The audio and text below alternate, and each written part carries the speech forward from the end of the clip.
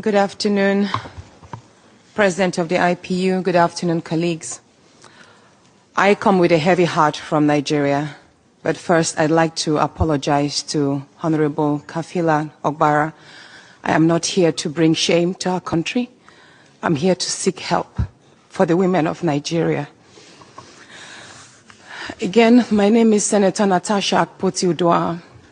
5 days ago, on the 6th of March 2025, I was suspended. As a senator, I was suspended illegally because I submitted a petition of sexual harassment against the President of the Nigerian Senate, Senator Godswill Akpabio. I thought that by submitting the petition, he would recuse himself, and both of us will submit ourselves to the Committee on Ethics, Privileges and Public Petition for a fair and transparent investigation. But unfortunately, I was silenced and I was suspended. I was suspended for 6 months, amongst many other stringent conditions, such as taking away my security, taking away all the officials, vehicles, and other items that were handed over to me as a senator. My salaries will be cut off. I must not appear anywhere near the National Assembly. And for 6 months, I'm not to introduce myself or present myself as a senator locally in Nigeria or internationally. That means I'm here illegally. But I had no other place to go but to come here and speak to you women. Because this is a bigger picture.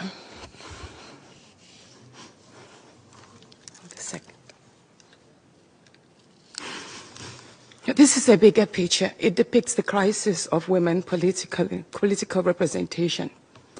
My suspension is not just about me. It's about the systemic exclusion of women from political leadership in Nigeria. Women make up 3.6% of political offices, and in the Senate, it's just 2.8. We have 109 men, and only 4 of us are women. So right now, it's 108 with only 3 women. This is a clear case of political victimization, punishment for speaking out against impunity, corruption, and gender-based violence. The United Nations Declaration 48/104 declares sexual harassment as a form of gender violence. The Senate's actions are an assault on democracy. I was elected by my constituents to represent them. Yet a few powerful men have unilaterally decided to silence their voices by suspending me for 6 months. My call for an open and transparent investigation into harassment allegations have been met with hostility instead of accountability. If a female senator can be treated this way in the full view of the world, imagine what ordinary Nigerian women will go through every day in workplaces, in universities, and other aspects of our society. A culture of harassment and silencing must end. And this is not just a Nigerian issue. It is a global one.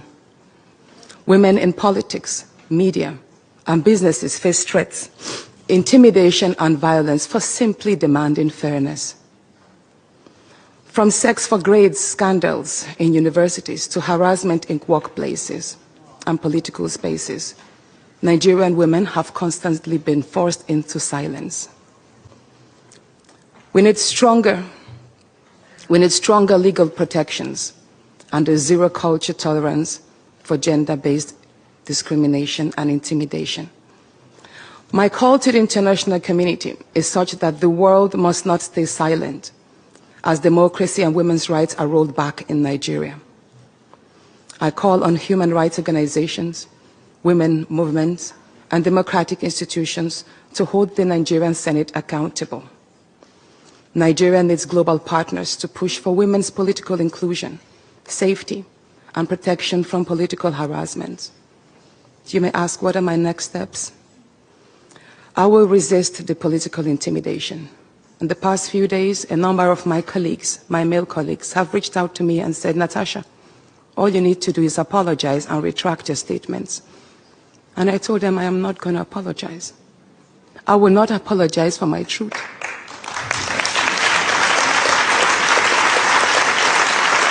Thank you. Thank you. And I told them that I will stand the 6-month suspension, and the very first day I return, I will represent my petition on sexual harassment. And I will continue doing so until there is a fair and transparent investigation. I will fight. Thank you.